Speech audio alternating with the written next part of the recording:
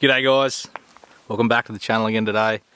So today's video is going to be a list of the mods that we're about to start doing to the Ranger Raptor. So yeah, let's get into it.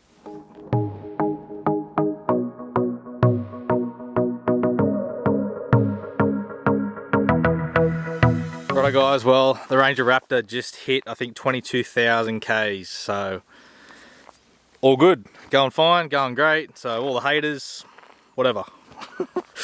Thing does close to 35-40 kilometers of gravel harsh driveway every single day, so it's been great. We have had no issues with the truck so far, so yeah, just a testament to how good these things are. And yes, of course they could use more power and all the rest of it, but it does what we need it to do. It's fun, and that's about it. Hopefully second gen we can get a bigger engine.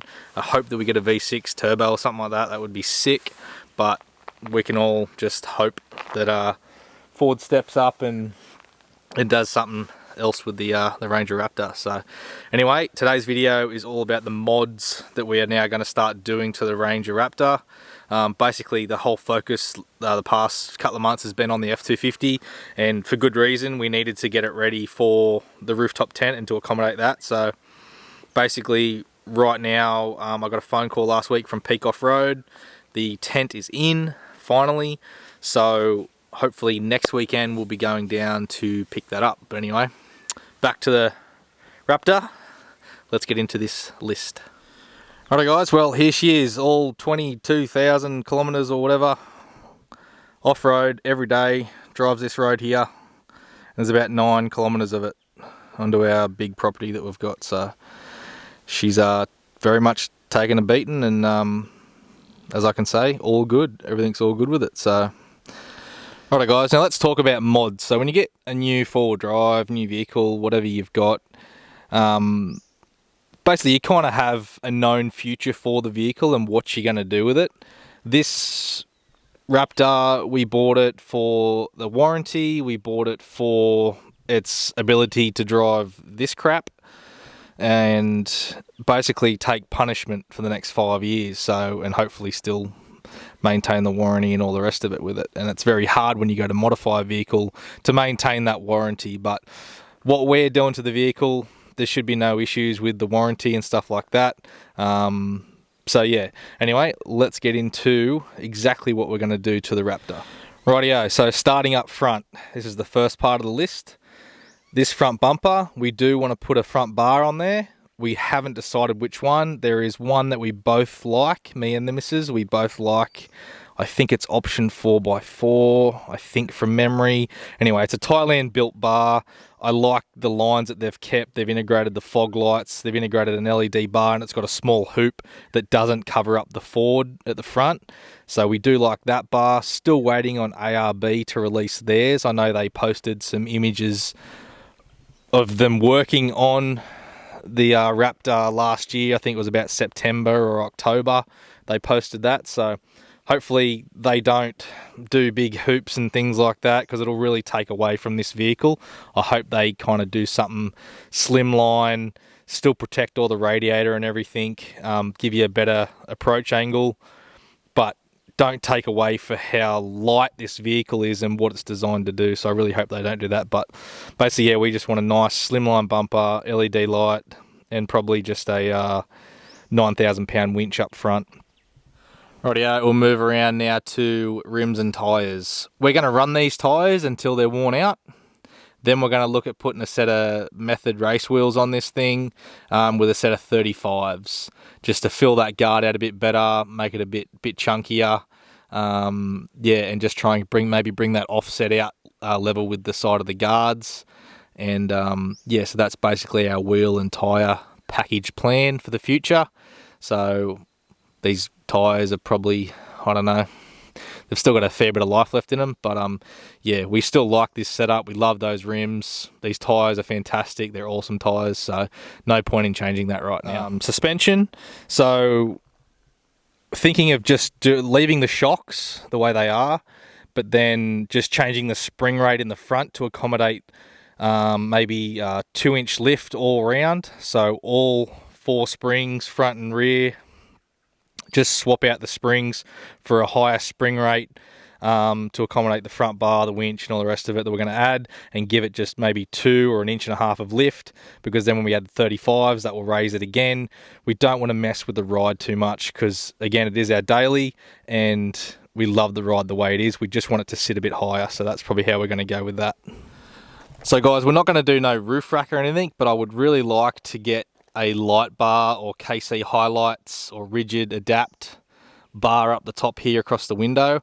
I think this thing would look sick with maybe, I don't know, 6 small spotlights in that curved pattern up the top. I think that would look badass, especially on this, just the way the stance of the flared guards and stuff, and that Baja styling. Just a nice, either rigid adapt I think would look sick up there, curved, or yeah, like I said, KC highlights, how they just do the individual row of 8 or 6 lights up there, small round ones, I think would look sick on this. So that's probably what we're going to do with the lighting, and then have the light bar down here at the front on the front bar as well. We will be taking the vehicle to out of town 4-wheel drive to get them to fit the compressor and the air tank that we purchased a few months back. So we're going to do what we've got on the F truck. We're going to have outlets just here on the side steps. So probably bore a hole just here, and then have a nice just plug and play set up here for the airline. Probably put the compressor under the bonnet, because the missus likes to use the compartments under the rear seat. So we'll probably leave them open so she can still use those. I like to put compressors in the cabin, because they're out of the elements, they last a lot longer. And yeah, but I did have my Ranger, when I had my Ranger, I had the ARB single compressor under the bonnet, so, and it went fine. I belted the crap out of that compressor. I used to wear the shit out of it, so hopefully it yeah, should be all good. We'll put under the bonnet. As for the rear bar, guys, probably going to run with the same company, whoever does our front bar that we choose.